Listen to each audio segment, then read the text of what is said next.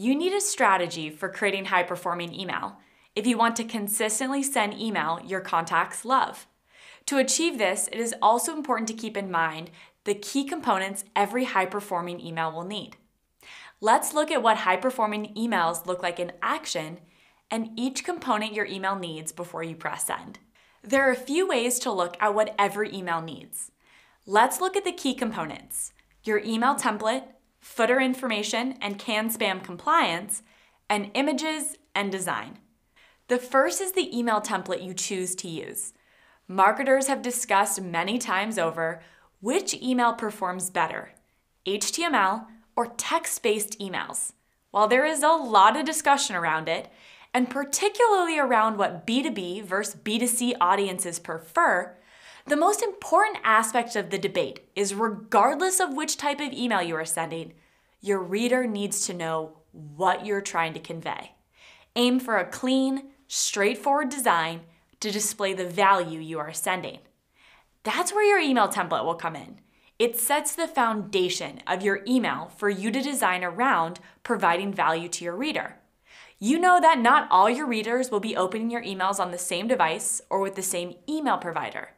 Having an email template to support you in creating email will take some of the weight off you and help you get your content out to your contacts quicker.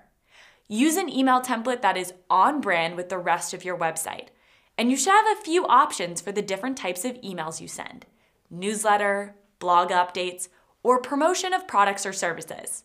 For example, take a look at these different types of email templates here. This example comes directly from the HubSpot marketplace. Having options with the types of email templates you use will help you create a consistent experience for your users across all the emails that you send. The second component you want to look at is an important one. Every email you send needs to have a footer. In that footer, you will include information that will help you be compliant with the CAN-SPAM Act. Every time you press send on a marketing email, you need to be CAN-SPAM compliant. To review, the CAN-SPAM Act is a law that sets the rules for commercial email, establishes requirements for commercial messages, give contacts the right to have you stop emailing them, and spells out the tough penalties for violations. To be compliant with this law, you must have a footer that includes your physical address and unsubscribe links for your readers to access at any time. This means in every email you send, you need to include company name, company street address, city, state, and a link to email preferences or unsubscribe all. Remember that sending great inbound email is all about building trust. Giving your readers the option to unsubscribe from content they do not want to receive is how you build trust and keep it. Lastly, you want to look at the images and design of the rest of your email. The first is the images you add.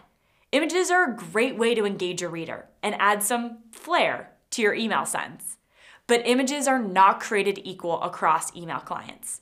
Some email clients will prevent automatic image loading, which means your images will not appear in your email.